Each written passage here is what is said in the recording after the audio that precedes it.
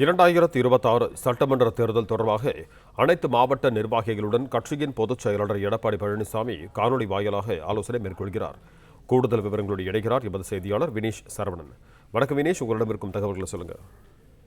அதிமுகவினுடைய பொதுச் செயலாளர் எடப்பாடி பழனிசாமி சென்னை ராயப்பேட்டையில் இருக்கக்கூடிய அதிமுக தலைமை அலுவலகத்தில் இருந்தபடியே காணொலி காட்சி வாயிலாக அதிமுகவினுடைய அனைத்து மாவட்ட நிர்வாகிகளோடு தற்பொழுது ஆலோசனை மேற்கொண்டு வருகிறார். அதிமுகவை பொறுத்தவரை ஒட்டுமொத்தமாக அமைப்பு ரீதியாக 82 மாவட்டங்கள் இருக்கின்றன. 2026 சட்டமன்ற தேர்தலுக்கு அனைத்து கட்சிகளும் தங்களது பணிகளை தொடங்கக்கூடிய நிலையில் பிரதான எதிர்க்கட்சியான அதிமுக அடிப்படை கட்டமைப்பை பலப்படுத்த பல்வேறு ஆலோசனைகளை மேற்கொண்டு வருகிறார்கள்.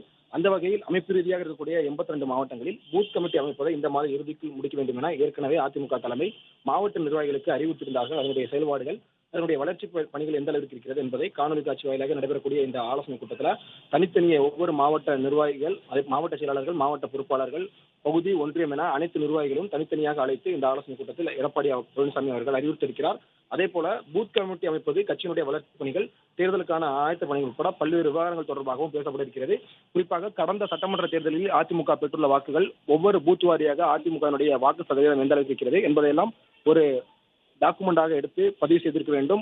பூத் கமிட்டியில் அதிமுகவினுடைய பலம் எந்த அளவுக்கு இருக்கிறது, வரக்கூடிய தேர்தலில் எந்த அளவுக்கு தேர்தல் சந்திக்க வேண்டும், கட்சியில் இருக்கக்கூடிய சின்ன சின்ன பிரச்சனைகளை மனதில் வைத்துக் கொண்டு யாரும் தேர்தல் நேரத்தில் எந்த விதமான குழப்பத்தை ஏற்படுத்தக்கூடாது. மாவட்ட நிர்வாகிகளோடு சேர்ந்து அரவணைத்து கருத்து வேறுபாடு இல்லாமல் தேர்தலை சந்திக்க வேண்டும் என பல்வேறு அறிவுரைகளையும் இபிஎஸ் அவர்கள் வழங்கியிருப்பதாக கூறப்படுகிறது.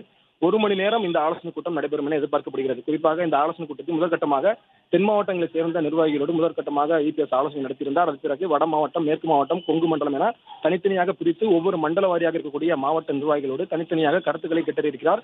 அதே போல தொகுதியில் இருக்கக்கூடிய பிரச்சனைகள், அதிமுகவில் இருக்கக்கூடிய சிறு சிறு குழப்பங்கள் தொடர்பாகவும் மாவட்ட நிர்வாகிகள் ஒரு சிலர் தங்களுடைய கருத்துக்களை முன்வைத்ததாக கூறப்படுகிறது. இது தொடர்பாகவும் மாவட்ட நிர்வாகிகள், மாவட்ட செயலாளர்கள், மாவட்ட பொறுப்பாளர்கள், அண்மையில் நியமனம் செய்யப்பட்டுள்ள மாவட்ட பொறுப்பாளர்கள் அரவணைத்து செல்ல வேண்டும். கட்சியில் இருக்கக்கூடிய எந்த விதமான பிரச்சனைகள் மனதில் வைத்துக் கொண்டு செயல்படக்கூடாது. தேர்தல் நேரத்தில் அனைத்து நிர்வாகிகளும் கருத்து வேறுபாடு இல்லாமல் பயணிக்க வேண்டும் என பல்வேறு அறிவுரைகளையும் இபிஎஸ் அவர்கள் வழங்கியிருக்கிறார். அதே போல இன்னும் தேர்தலுக்கு 1 வருட காலம் இருக்கக்கூடிய நிலையில் கடந்த காலங்களில் அதிமுகவினுடைய செயல்பாடுகள், அதிமுக ஆட்சியில் செய்யப்பட்ட திட்டங்கள் உட்பட பல்வேறு திட்டங்களையும் மக்களிடம் நேரடியாக எடுத்து செல்ல வேண்டும். பூத் கமிட்டியில் இருக்கக்கூடிய சிறு சிறு குழப்பங்களை முழுமையாக தீர்த்து இந்த மாத இறுதிக்குள் முழுமையாக அதிமுக சார்பில் கிட்டத்தட்ட ஒரு 72,000க்கும் மேற்பட்ட பூத் கமிட்டிகளை முழுமையாக பலப்படுத்த வேண்டும் என பல்வேறு அறிவுரைகளையும் வழங்கியிருக்கிறார். தேர்தலுக்கு இன்னும் 1 ஆண்டு இருக்கக்கூடிய நிலையில் அனைத்து கட்சிகளும் தங்களுடைய தேர்தல் செயல்பாடுகளை தொடங்கியிருக்கிறார்கள். பிரதான எதிர்க்கட்சியான அதிமுகவும் தங்களுடைய செயல்பாடுகளை தொடங்கியிருக்கிறார்கள். 1 மணி வரை நடைபெறக்கூடிய இந்த ஆலோசனை கூட்டத்தில் மாவட்டம் தோறும் இருக்கக்கூடிய அனைத்து பிரச்சனைகளையும் மாவட்ட நிர்வாகிகள் இபிஎஸ் அவர்களிடம் எடுத்துக் கூறுவார்கள் என எதிர்பார்க்கப்படுகிறது. அதே போல சில அறிவுரைகளையும் இபிஎஸ் அவர்கள் கட்சியினுடைய நிர்வாகிகளுக்கு வழங்க இருக்கிறார். தனித்தனியே மாவட்டத்தினுடைய செயலாளர்கள், மாவட்ட பொறுப்பாளர்கள், அதே போல நகர செயலாளர்கள், ஒன்றிய செயலாளர்கள், பகுதி என அனைத்து நிர்வாகிகளும் கருத்து கூற நேரம் ஒதுக்கப்பட்டிருக்கிறது. ஒவ்வொரு நிர்வாகிகளும் தங்களுடைய கருத்துக்களை முன்வைக்கலாம். தொகுதி வாரியாக இருக்கக்கூடிய பிரச்சனைகளையும் தொடர்ந்து முன்வைக்கலாம். இபிஎஸ் அவர்கள் சில அறிவுரைகளையும் நிர்வாகிகளுக்கு வழங்கியிருப்பதாக கூறப்பட்டிருக்கிறது.